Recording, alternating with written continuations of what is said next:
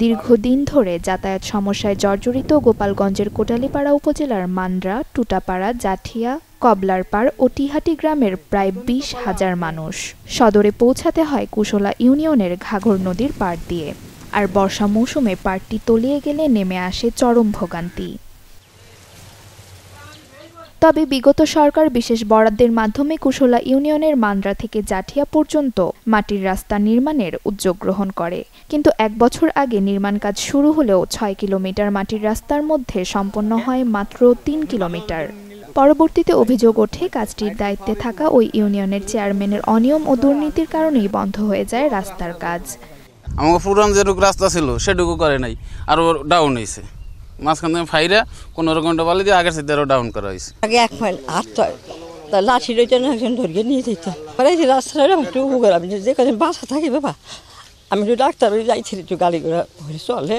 স্কুলে যেতে পারছি না, আবার প্রাইভেটে যাই, হেতে যাইতে পারছি না, আমাকে রাস্তায় প্রাইভেট হে যাই, রাত্রে আইসি প্রাইভেটটা, ওই সময় দেখি খোঁজ পড়িয়ে যাই ঠাসিয়া, হেলে আমরা যাইতে পারছি না। চলাচলের মতন কোনো কায়দা নাই। আর আমাদের হলাম একটাই ফসল, সেইটা হচ্ছে ধান। সেই ধান যে আমরা জমির থেকে বাড়িতে আনবো এরকম কোনো পরিবেশ নেই। যখন বৃষ্টি নামে বালি নরম হয়ে রাস্তা ভেঙে যায়, যদি রাস্তার পাশে আরও ভালো করে পাইলিং দেওয়া হতো তাহলে রাস্তাটা আরও মজবুত হইতো। তবে এই অনিয়মের অভিযোগ অস্বীকার করেছে অভিযুক্ত স্থানীয় ইউপি চেয়ারম্যান। এখন হয়তো কিছুটা বৃষ্টি বর্ষার কারণে কিছুটা হয়তো ঘন হইতে পারে, এটা আমি অস্বীকার করব না, কিন্তু মাপ ওই সময় যখন নিয়েছে তখন সঠিক ছিল। রাস্তা নির্মাণে কোনো অনিয়ম পাওয়া যায়নি বলে জানায় এলজিডি। পাশাপাশি দ্রুতই প্রকল্পের কাজ শেষ হবে বলে নিশ্চিত করেছে সংস্থাটি। টোটাল রাস্তার লেন্থ ছিল 6 কিলোমিটার, এর ভিতরে আমরা 3 কিলোমিটার কমপ্লিট করছি এবং তার মেজারমেন্ট করে আমরা বিল পরিশোধ করছি। এই বর্ষায় কিছু রাস্তা ক্ষতিগ্রস্ত হয়েছে, চওড়াটা অনেক কিছু সেগমেন্টে ক্ষতিগ্রস্ত হয়েছে।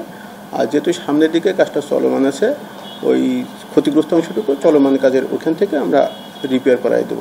প্রকল্পটি সঠিকভাবে বাস্তবায়ন ও দ্রুত রাস্তাটি চলাচলের উপযোগী করার দাবি ভুক্তভোগী গ্রামবাসীদের। Desk report, channel 24।